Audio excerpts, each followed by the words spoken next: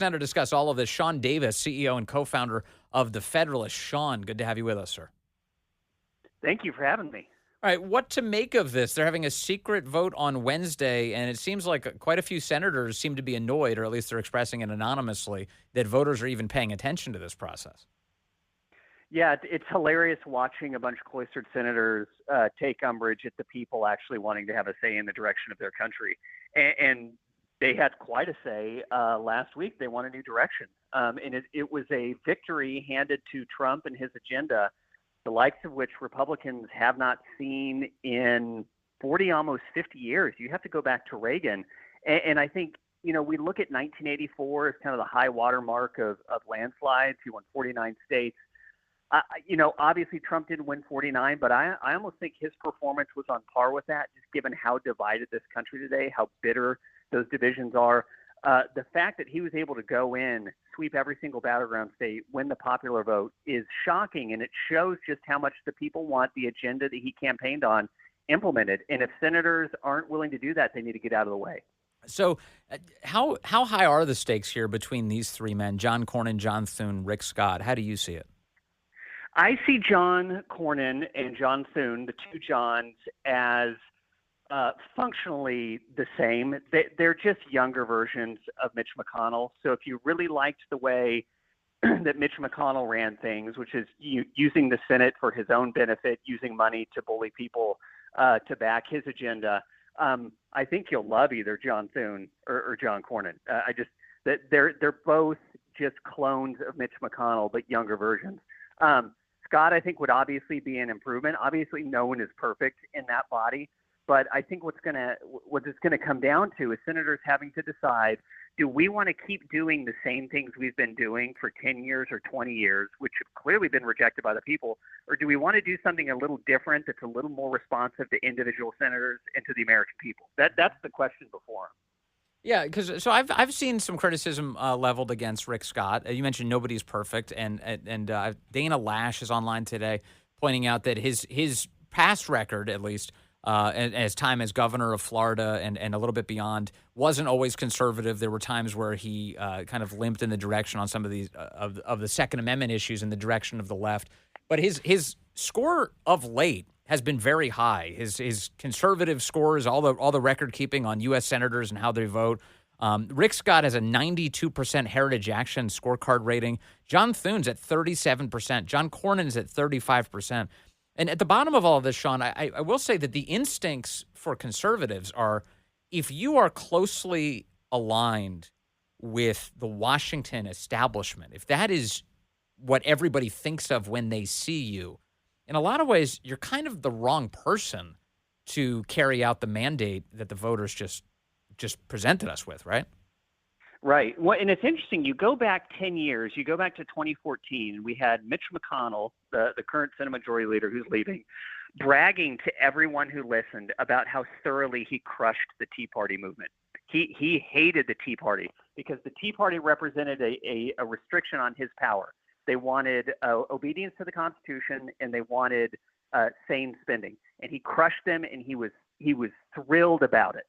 Fast forward 10 years, and we have two guys, the two Johns running, who have been openly hostile to Trump. John Cornyn himself personally likened me to a Nazi sympathizer because I opposed Ukraine spending. And then you had John Thune, who went wobbly in 2016 after the Access Hollywood hit on Trump, and then was still going after him, demanding a different nominee as recently as a year or two ago. Now, to me, those are not two people who represent the will of the public or of the Republican Party. They're completely out of step with it.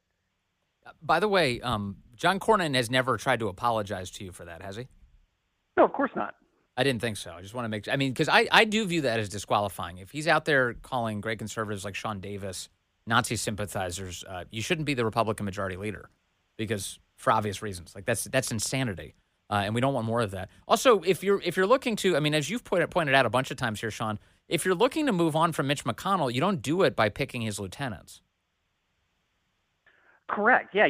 And the thing about the two of them is, Mitch McConnell, he's living on borrowed time at this point politically, and he wants to pass the torch. He wants guys who are going to preserve his power, which is why, by the way, he set this leadership election right after the election. He was actually assuming that Trump was going to lose, and he was going to be able to use that to push one of these guys through, and the opposite of what he wanted happened. And so he was hoping for a snap election where he could bully everyone. This is the last thing he wants right now. The last thing he wants is an open process, which is why we have a secret vote, which I think is insane. You were only there because of the votes of the people who elected you. Have a spine, Yes. have some fortitude, and show us how you're voting. The fact that they want to keep it secret, I think, is unconscionable. In fact, I saw so Tucker Carlson over the weekend tweeted the following. He wrote, "What the hell is going on in the U.S. Senate?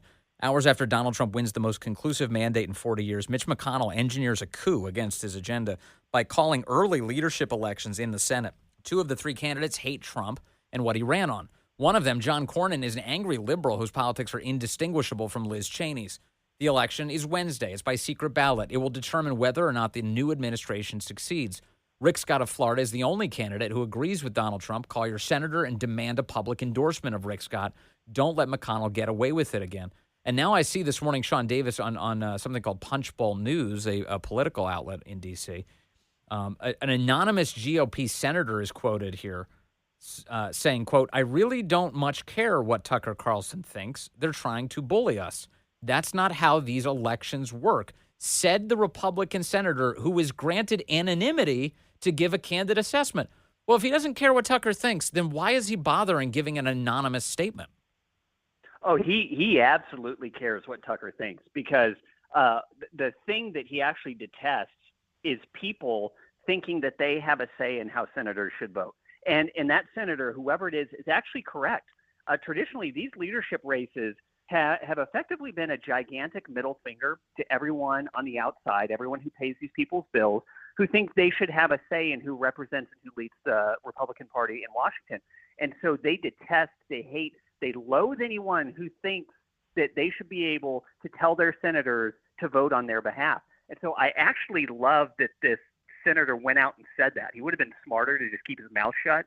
But instead, he went out under the cloak of anonymity to trash his own voters. Yes. That right there is a perfect example of everything that is wrong with the United States Senate. That exactly right. I saw that and I thought to myself, he's going to make it worse. Whoever this is going to make it worse for all of these senators who are hoping to pull off a quick vote out of sight of the American people. Instead, they're just going to tick them off even more. Now, the question gets to, should President Trump get involved in all of this? Now, normally the way the Senate handles this, they say, stay out of it. It's not your branch. Please stay away. It's just for us. We can do this all on our own. And President Trump has not weighed in yet on an endorsement. I'm seeing today that Sean Spicer, former White House press secretary, has indicated that he believes that Trump would endorse Rick Scott for that role if those people who support Rick Scott could present President Trump with the evidence that would make the difference, that a Trump endorsement would guarantee Scott becomes the victor. What do you think should happen here, Sean Davis? Yeah, that's really, really hard. These things are so fluid, and it's so hard to get actual valid intel out of there, again, because of the secret vote. You're going to have lots of people saying things publicly that they're simply not going to do privately. I think what Trump cares about at the end of the day is making sure his agenda gets implemented. And I think he wants these people to understand, and what's happening now is key to helping them understand, that if they don't do what he said he was going to do if elected, if they don't help him implement the agenda that a majority of the American people have demanded, he is going to crush them. He's going to make their lives miserable, and he's going to end their careers. So whether it's best for him to do that now on the front end or do it on the back end once someone is elected, I really don't know. I actually think that's a tough call. But I think the most important thing is to make these senators understand, Yes. You're going to do what the American people elected us to do, or you're going to pay the price. Yeah, but the thing I keep thinking, and I'm with you, I don't know what the proper course of action for the president is here. Obviously, he wants as much unity as he can possibly get out of a Republican-led government going into the new year. But I want these fights to happen now. I don't want to be in a situation where we pass some horrific piece of legislation that screws over the American people, and then we have to endure a news cycle of President Trump reading them the well-deserved riot act. I'd rather get way ahead of that and just put the right people in place now. I think that's exactly right. And he needs his people in office doing the work he was elected to do almost on day one. And I actually think the big stick that he has to use against these senators The only thing people in Washington, professional Washington and K Street want right now is they want a tax bill full of a bunch of goodies. And they need to understand they ain't getting none of it until they play ball with Trump. So if they're going to give him the middle finger and put in John Thune, Mitch McConnell's lieutenant, fine. But there's going to be a price to pay because they're not going to get their corporate bag of tax goodies. Is some of this, the fact that there's even a debate right now among Republicans in the Senate, is a lot of that just tied up with campaign funds, that they believe that Thune and Cornyn are the most likely to both have access to the money and make the decisions about where to put it? Is that why senators are lining up with them? Yes, well, there's the gigantic pot of money through the Senate Leadership Fund, which McConnell and his lieutenants have raised, which they use to bully anyone. You'll notice that McConnell that fund, that PAC, didn't spend a dime in Florida to help Rick Scott. Thankfully, he didn't need it. He won by 13. Didn't spend a dime on Ted Cruz, who was in a close race there, but had no problem spending millions on Larry Hogan in Maryland, who had no chance. So it's this kind of corporate alliance that they have where they go out and they raise money, and it enables them to bully senators into doing what they want. That needs to end. Yeah, Hung Cao came a lot closer in Virginia than Larry Hogan did in Maryland. And where did all the funding go? I mean, why would it go to that race? So,